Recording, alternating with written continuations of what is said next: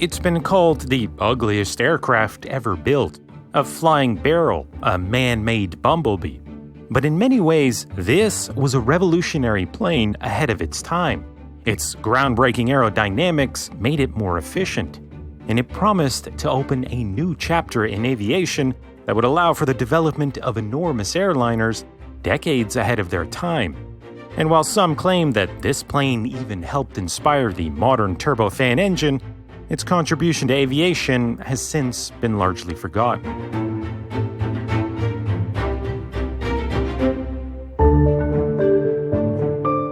For the first few decades of powered flight, aircraft relied on propellers to generate thrust.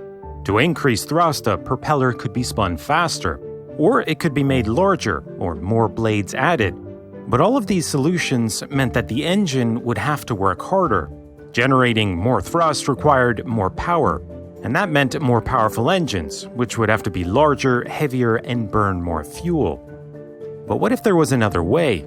In the 1930s, an Italian engineer by the name of Luigi Stipa had a radical new theory that could make airplane engines far more efficient. By positioning the propeller and engine inside a tube in the shape of a tapered duct, the propeller's wash would be compressed and accelerated, generating more thrust without any additional engine power. It was a brilliant idea that applied principles of fluid dynamics to airplane engines. And it took years for Stipa to calculate the optimal shape of the tube and the precise size of the propeller. But theory and math would only get Stipa so far. He'd need to convince someone to actually build a plane to prove his idea. Luckily for Stipa, 1930s Italy was the perfect place to do it. By 1930, Italy had established itself as a leader in aviation, and its fascist government under the rule of Benito Mussolini was eager to promote new technologies to show off Italy's prowess to the world. Stipa's theory, although radical, looked promising. So in 1932, Italy's Air Ministry commissioned the Caproni Aircraft Company to work with Stipa on a prototype. In many ways, Caproni was the perfect partner. They were a proven aircraft builder, having produced a series of successful aircraft. And they also weren't afraid to experiment with radical designs. Even by 1932 standards, the Stipa-Caproni was an odd-looking plane. Its paint scheme, the same kind used on racing aircraft, did little to hide its awkward appearance. But the radical-looking prototype proved Stipa's calculations. Sticking an engine inside a tube increased thrust and even contributed to lift. The Stipa-Caproni could outclimb any conventional aircraft with similar power and wing loading. Pilots also praised the aircraft's remarkable stability and its ability to land at just 68 kilometers an hour.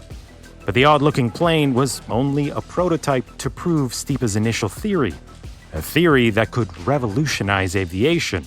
Stipa drew up plans for large, multi-engine airliners, made possible by the increased efficiency of in-tubed propellers.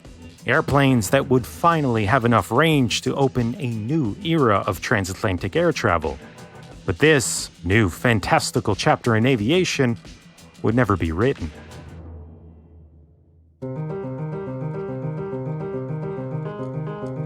For Italy's fascist government, eager to demonstrate its military might, a fast, maneuverable military aircraft was the real prize.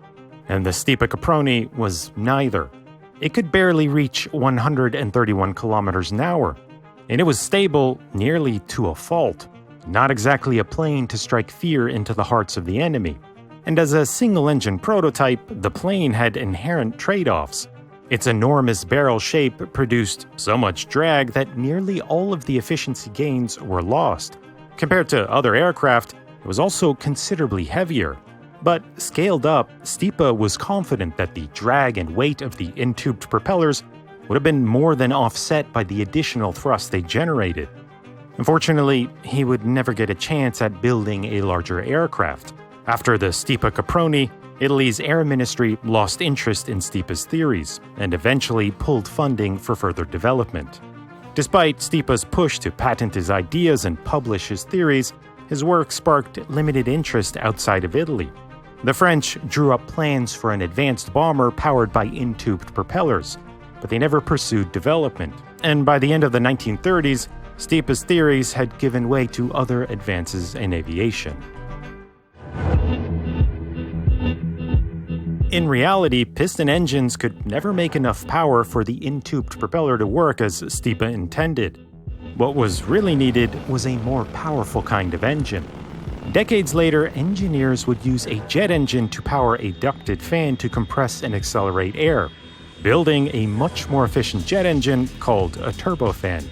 Some historians claim that this design is a descendant of Stipa's in-tubed propeller, vindicating Stipa and his theory that in many ways was ahead of its time.